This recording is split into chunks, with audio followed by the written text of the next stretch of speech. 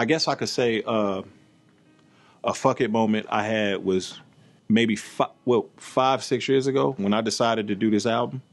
It was my first time deciding to be introspective and kind of like tell my story, which is something I told myself I would never do.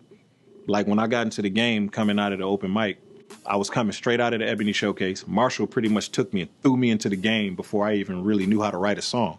All I knew how to do was rap. Like people used to take me around and just have me rap for people, and I used to like blow them away with my raps, but I couldn't really write songs. You know what I mean? So all I really wanted to do was just kind of like tear MCs up. I wanted to shred MCs and I wanted the respect of my peers. You know, so I did all of my developing in terms of being an artist in the music business. Like I was already in the music business with a record deal, going from label to label. I was always private.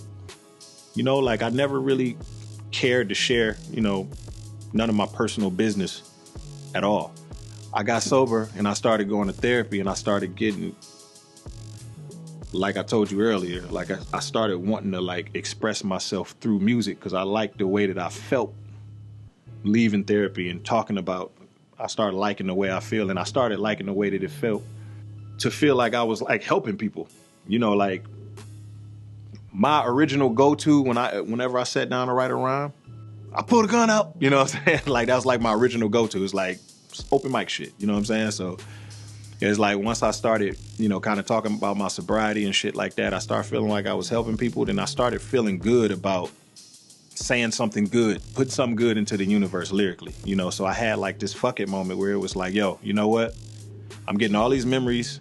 They hitting me that I never thought I would get back again. You know, I'm thinking about all of this stuff from my childhood. I need to kind of like express this stuff. Fuck it. I'm just gonna tell my story. And I think that every artist that's capable of going introspective like that and that, you know, is a poet to a degree, I think should have that kind of album, you know. And usually with artists, their first album is that, you know, but I think I've just proved that it's never too late, you know, whenever you feel it could be the best that it could be. But every artist should have that album where after you listen to it, you feel like you know the person. What makes a Cancer so special? I mean, as it pertains to creativity, I mean, the fact that we're so surprisingly emotional. A lot of people won't admit to being emotional. I don't mind admitting to being emotional. I know I'm emotional. I know I'm moody. I know I got like a hard exterior and then kind of soft on the inside, like when it comes to the women in my life. But mainly the emotional part. I'm a lot more emotional than a lot of people that I know. And I think the fact that I am helps me to like vent certain things into my music in a way where it resonates with people. I'm able to find that emotion and spill it out onto the beat. And when I play it for you, you can feel it the same way I intend for you to feel it because it's real. I don't suppress my emotion. You know, how I feel is how I feel. And I think that's a Cancer trait, a Cancer quality. Because Virgos and Geminis are pretty dope too creatively. But I mean, Cancers are probably one of the most creative out of all the zodiac signs because I'm one.